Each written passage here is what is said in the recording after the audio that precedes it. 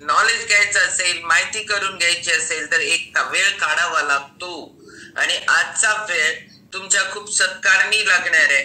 कारण आज आपल्याला असे 2 स्पीकर आपल्याला नॉलेज देणार आहे आणि ही नॉलेज ह्याच्यासाठी कोर्स करावा लागतो. नाहीतर काय की आपल्याला हे सगळं वाचून कळत नाही. याचा अभ्यास करावा लागतो, पेपर द्यावे लागतात आणि मग आपल्याला हे नॉलेज द्यायला लागतं.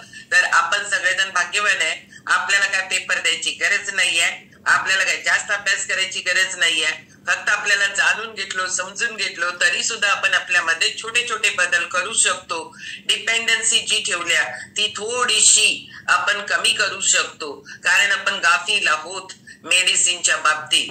मेडिसिनचे इफेक्ट पण माहिती पाहिजे. ती नाही लागणार आहे माहिती नाही, कधीतरी लागेल कधीतरी लागेल. दसऱ्यात घर झाडताना कितीतरी अशा वस्तू होत्या की ज्या उपयोगाच्या नव्हत्या म्हणून आपण त्याला देऊन टाकलो, रद्दीत घातलो, मोडीत घातलो, काय असेल ते.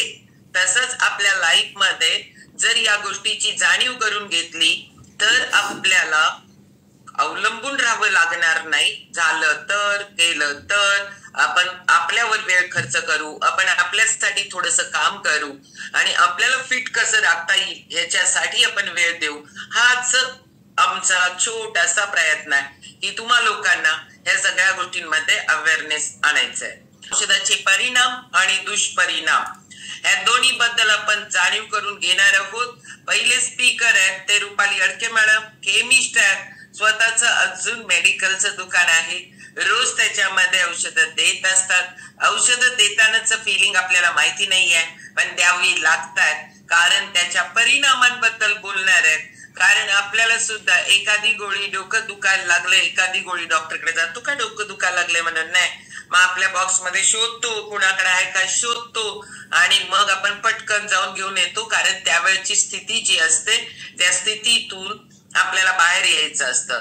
त्याच्यासाठी आजचे स्पीकर आहे ते आजचा टॉपिक त्यांच्याकडे असणार आहे, तो म्हणजे औषधाचे इफेक्ट. रुपाली सचिन अडके, मी इचलकरंजी मधून आहे. मी बॅकग्राऊंड फार्मासिस्ट आहे. मी आपल्या शतायुषी ग्रुपला जोडून आज 3 वर्ष पूर्ण झालेत. मी या ग्रुपला जोडली गेले ते सविताताई आणि मिलिंद भाऊजींच्या मुळे. आणि इथं आल्यानंतर मी स्वतः फार्मासिस्ट असून मी जेवढ्या गोळ्या विकत होते तेवढ्याच मी खात होते आणि मला इफेक्ट पण माहित होते आणि साईड इफेक्ट पण माहित होते.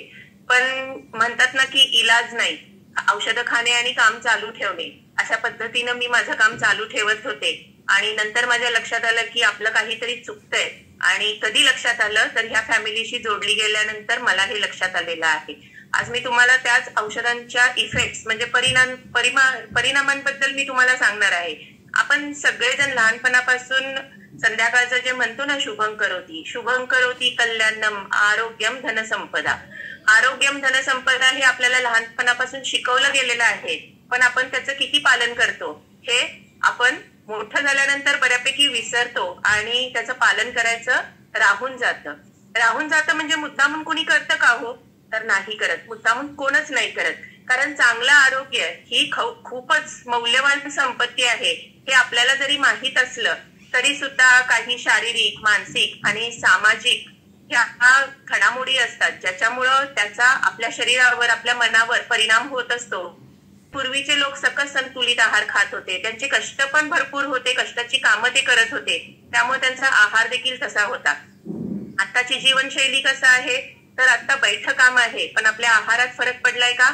आहार आपण त्याच पद्धतीनं घ्यायला बघतो. त्याचबरोबर आजकाल समाजामध्ये व्यसनाधीनता देखील खूपच वाढलेली आहे.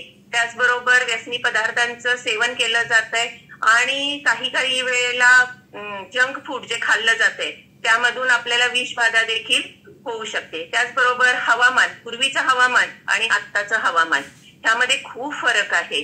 हवामानामुळे सुद्धा आजकाल वरचेवर लोक आजारी पडत आहेत. ऋतुमानामध्ये जे होणारे सारखे होणारे जे बदल आहेत, आता आपण बघतोय की जवळपास एप्रिल पासून पाऊस चालू आहे. पावसाचे महिने उलटून गेले तरी अजून पाऊस पडतच आहे आणि त्यामुळे सुद्धा अनेक आजार आणि असे आजार होत आहेत की जे औषधं गोळ्या घेतल्यानंतर सुद्धा लवकरात लवकर बरे होत नाहीये. म्हणजे अशा अनेक समस्या आहेत की ज्याच्यामुळे आपण वरचेवर आजारी पडत असतो. मग फक्त शरीराने आजारी पडतो का? तर नाही, बऱ्याच वेळेला मानसिकरित्या सुद्धा आपण आजारी पडतो. मग अशाच अनेक आजारांसाठी तर आपण काय करतो? आपण डॉक्टरांकडे जातो. मग सगळेच डॉक्टरांकडे जातात. आता मॅडमांनी सांगितलं तसं डोकं दुखा लागलंय म्हणून कुणी डॉक्टरांकडे जात नाही. साधी सर्दी खोकला झालाय म्हणून कुणी लगेच डॉक्टरांकडे जात नाही. तर ते येतात आमच्यासारख्या केमिस्टकडे येतात. डोकं दुखा लागलंय, गोळी द्या. ऍसिडिटी झालीये, गोळी द्या. मग आम्ही त्यांना 1 किंवा 2 दिवसाच्या गोळ्या देतो आणि त्यांना सांगतो की बाबा नाही कमी आलं तर जा डॉक्टरांकडे. तरी सुद्धा लोक 3-4 दिवस असेच रोज आज जातो उद्या जातो असं सांगून आमच्याकडून वरचेवर औषधं घेऊन जातात.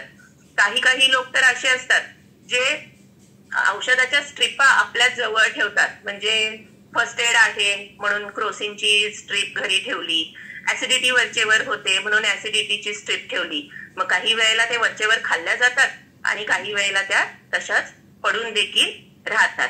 मग ही औषधं घेणं योग्य नाही का? तर औषधही घ्यायलाच पाहिजेत, पण ती योग्य वेळी आणि योग्य प्रमाणात घेतली तरच त्याचा आपल्याला उपयोग होतो. तर काय उपयोग होतो? औषधांमुळे शरीरात जे अत्यावश्यक जीवाणू किंवा विषाणू यांची संख्या किंवा वाढली जाते किंवा त्यांचा संसर्ग होतो किंवा त्यांचा प्रसार जो होतो तो थांबतो. त्याचबरोबर शुगर ह्या गोष्टी किंवा थायरॉइड असेल ह्याचं प्रमाण खूप आहे आणि ह्या रोगांवर आपण औषधच घेणार नाही म्हटलं तर ते शक्य नाही. आपल्याला याच्यावर औषधं घ्यावीच लागतात. डॉक्टरांना वेळोवेळी दाखवावं लागतं आणि डॉक्टर जे प्रिस्क्राईब करतील त्याप्रमाणे ती आपल्याला औषधही घ्यावी लागतात. मग ही औषधं आपण वर्षानुवर्ष घेत असतो. आहारामध्ये डॉक्टर पथ्यपाणी सांगतात. बरेच लोक औषधं घेतात पण पथ्यपाणी करत नाहीत, त्यामुळे त्यांची औषधं ना कमी होतात आणि ती वाढत राहतात. का? तर इकडे सांगतात की आम्ही औषधं खातोय, औषधं खाऊन आमचा बीपी ओके आहे, औषधं खाऊन आमची शुगर लेवल नॉर्मल आहे, आमचा थायरॉइडचं लेवल नॉर्मल आहे असं प्रत्येक जण सांगतो. पण त्याबरोबर जर तुम्ही पथ्यपाणी केलं तर त्या औषधांचा डोस हळूहळू डॉक्टर थोडा का असेना कमी करतात. पण इथे समाजामध्ये अशी परिस्थिती आहे की लोक औषधं खातात पण पथ्यपाणी करत नाहीत. जेव्हा आपण आहार सकस संतुलित आहार त्याचबरोबर पथ्य जे डॉक्टरांनी सांगितलं असते ते व्यायाम ह्या सगळ्याची जोड जेव्हा देतो तेव्हाच आपल्याला आजार हा मुळातून नष्ट करायला मदत होते. पण इथं त्या गोष्टींवर आपण दुर्लक्ष करतो आणि फक्त औषधांवर आपण भर देतो. मग त्याचबरोबर आता सर्दी खोकला आता तर सध्या हे पेशंट्स भरपूर आहेत आणि ह्याच्यासाठी तुम्ही नाही थांबा योगा करा किंवा हे करा असं आम्ही नाही सांगू शकत. ह्याच्यासाठी आपण औषधं घेतली पाहिजेत, तर ती वेळोवेळी आणि योग्य प्रमाणात घ्या असं माझं म्हणणं आहे. कारण ह्याच्यासाठी हे जे संसर्गजन्य आजार आहेत ह्याच्यासाठी तुम्ही 3 दिवस 5 दिवस अँटीबायोटिक्स हे घेतले पाहिजेत आणि तो संसर्गजन्य आजार कमी केला पाहिजे, नाहीतर आपल्यामुळे तो आणखीन पसरण्याची शक्यता असते.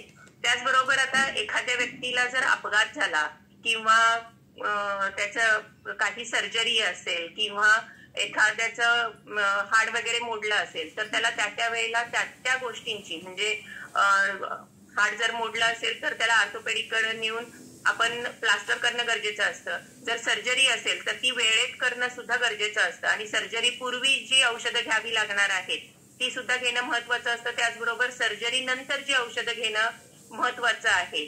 म्हणजे ती जी झालेली जखम असेल किंवा घातलेले टाके असतील ते वाळण्यासाठी तुम्हाला डॉक्टर जे प्रिस्क्राईब करतात ती औषधं तुम्ही घेतलीत तर त्याच्यावर जलद उपचार होतात आणि तो लवकरात लवकर तुमची जखम असेल की ती बरी होते किंवा जे टाके असतील ते वाळले जातात.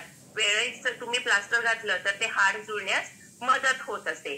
अशा पद्धतीनं आपण औषधं ही खूप योग्य आणि योग्य प्रमाणामध्ये घेतली पाहिजेत, योग्य वेळी आणि योग्य प्रमाणामध्ये घेतली पाहिजेत, हे मी तुम्हाला वारंवार सांगत आहे.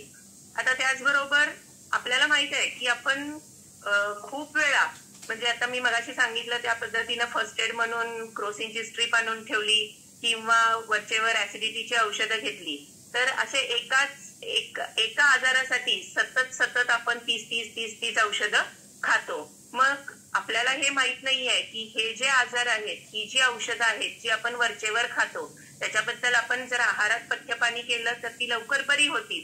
आणि ह्या औषधांचा मी हे का सांगतेय तर ह्या औषधांचा साईड इफेक्ट हा खूप म्हणजे खूप अवघड म्हणजे असं आहे की त्याच्यामुळे तुम्हाला दुसरे आजार होण्याची शक्यता आहे.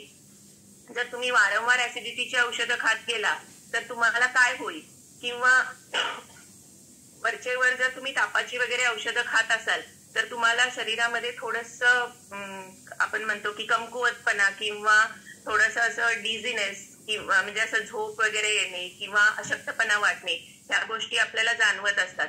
पण आपण कधी हे लक्षात घेतच नाही. औषधांच्या अतिवापरांमुळे किंवा वारंवार केलेल्या वापरांमुळे आपल्या शरीरावर अतिरिक्त परिणाम होत असतो. म्हणजेच काय की नाण्याला दोन बाजू असतात. जसं मी आता तुम्हाला सांगितलं की औषधांचे उपयोग तर आहेतच, पण औषधांचे दुष्परिणाम सुद्धा आहेत.